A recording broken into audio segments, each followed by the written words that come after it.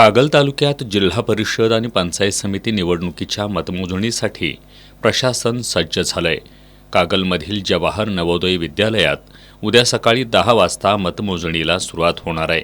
ईव्हीएमवरील मतांसाठी 24 तर पोस्टल मतांच्या मोजणीसाठी 6 टेबलांची व्यवस्था करण्यात आली आहे। एकूण 10 फेऱ्यांमध्ये मतमोजणी होणार आहे।